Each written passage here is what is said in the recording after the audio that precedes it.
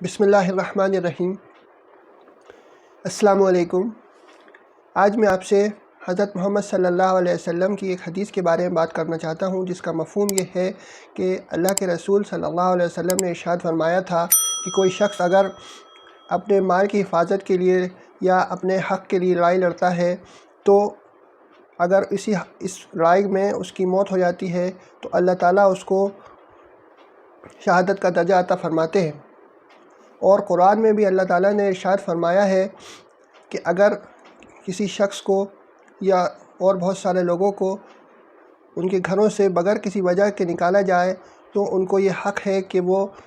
جنہوں نے ان کو نکالا ہے اور ان کے اوپر ظلم کیا ہے تو ان سے لڑے۔ تو اس سے ہم کو یہ معلوم ہوتا ہے کہ اپنے حق کے لیے لڑنا اور اپنے مال کے لیے لڑنا اور اپنی آزادی کے لیے لڑنا یہ بھی ایک طرح کا جہاد ہے، اور اس میں بھی اگر آدمی کی جان چلی جائے اور لڑائی میں تو اللہ تعالیٰ اس کو جو ہے شہادت کا درجہ عطا فرماتے ہیں۔ وہی حال ہم دیکھتے ہیں کہ فلسطین میں بھی یہی ہو رہا ہے کہ فلسطین میں بھی یہودی جو ہے وہ فلسطینیوں کو زبردستی اپنے گھروں سے نکال رہے ہیں اور ان کی جہاں زمین میں رہتے ہیں ان کے اوپر قبضہ کر رہے ہیں۔ تو اگر فلسطینی اپنے رائٹس کے لیے اور اپنے مال کے لیے اگر لڑتے ہیں تو یہ بھی ان کے لیے ایک بہت بڑا اجر و ثواب کا کام ہے، اور کسی کی اگر اس میں موت ہو جاتی ہے تو وہ شہادت کا درجہ پاتا ہے۔ اور یہی چیز اگر دنیا کے کسی بھی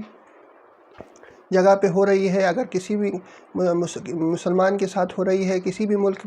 میں ہو رہی ہے کہ اس کو خالی اس وجہ سے نکالا جاتا ہے کہ وہ ایک اللہ کے اوپر ایمان رکھتا ہے اور حضرت محمد صلی اللہ علیہ وسلم کے اوپر ایمان رکھتا ہے، اور اس کو اپنے ملک سے نکال دیا جاتا ہے، تو اس کو بھی اللہ اور اللہ کے رسول نے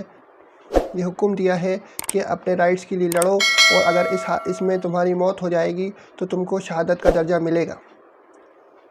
تو ہم کو اگر ہمارے کوئی رائٹس کوئی چھین رہا ہے یا ہمارے کوئی ظلم و زیادتی کر رہا ہے تو ہم کو اس کے خلاف آواز اٹھانی چاہیے، اور اس کے خلاف اگر ہم جو بھی جد و جہد کریں گے، جو بھی کوشش کریں گے، اس میں ہم کو ثواب بھی ملے گا، اور یہ چیز اللہ تعالیٰ اور اللہ کے رسول دونوں کا ہی حکم ہے۔